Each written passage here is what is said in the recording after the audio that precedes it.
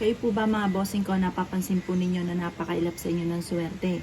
Meron po ko ituturo sa inyo na isa sa mga sikreto upang sa ganun, kayo po mga bossing ko ay mas maging magaan yung daloy ng swerte. Or kaya po mga bossing ko, ang swerte ang mismong lalapit sa inyo. Pero syempre mga bossing, kailangan positive ka lamang ha. Kapag ginawa nyo po ito, kailangan naniniwala ka na mababago ang takbo ng inyong pamumuhay. At hindi lagi na lang hirap at hirap at hindi pa na yung mga pagsubok. Ngayon po mga bossing ko, mas mainam na kumuha po kayo ng isang buong bawang. Mas maganda, gawin nyo po ito kung hindi Tuesday, Friday. Kasi sa mga ganyang araw, pinaka-powerful na araw po yan para masigit tayo na maka-attract ng swerte. Kasi ayon sa mga albularyo, psychic, at syempre sa mga gumagawa ng mga pampaswerte, yung araw na yan ang mga pinaka-the best na araw para mabilis matupad ko ano man yung i-wish po natin.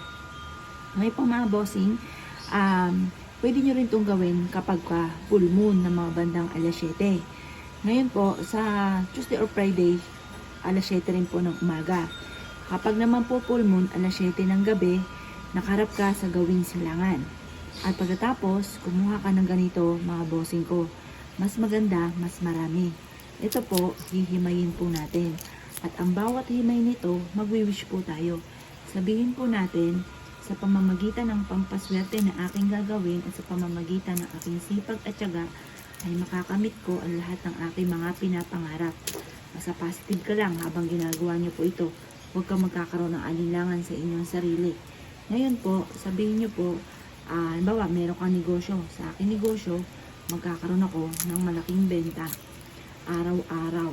Or kaya, sa aking tinatayaan, ako ay mananalo ng malaking halagang pera. Ganoon ang mga pag-wish mga bossing ko ha. Sabihin nyo na ang lahat ng gusto ninyo na i-wish.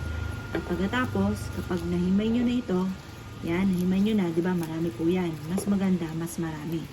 Ngayon, kung kakaunti naman ang bawang sa inyo at mamumblema ka pa, ay di, kung gaano karami na lang po na bawang na meron po kayo.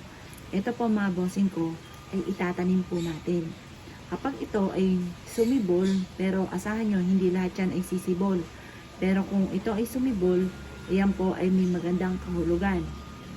Maaaring matutupad na lahat ang inyong kahilingan or maaaring ito ay magiging proteksyon at maitataboy ang mga kamalasan. Ganito po mga bossing, sasamahan ko kayo sa pagtatanim. Ito mga bossing ko ang ating bawang. Yan.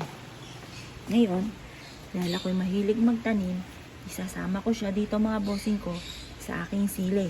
Ngayon, ang ilalagay lang po natin ay ganyan habang ikaw ay nagwi-wish. Sa pamamagitan ng pampaswerteng ito ay makakamit ko lahat ang aking mga pinapangarap.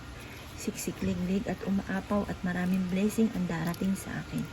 Ismooth kong makakamtan ng lahat ng aking mga ninanais. Magiging matagumpay ako sa buhay.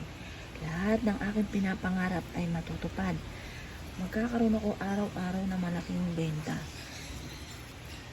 Ang swerte at pera ang kusang lalapit sa akin. I-wish na po ang lahat ng gusto ninyo. Gagaling na ako sa aking karamdaman at magkakaroon ako ng 100 years na edad at din ang aking buong pamilya na malalayo sa anumang kapahamakan. Yan, positive ka lamang habang ito'y ginagawa po ninyo. Mananalo na ako ng limpak-limpak na salapi. Lahat ng aking pinapangarap maging sa aking buong pamilya ay matutupad. Ganyan mga bossing ko ha. Isa po yan sa mga sikreto. Hayaan nyo lang po siya ganyan at diligan palagi.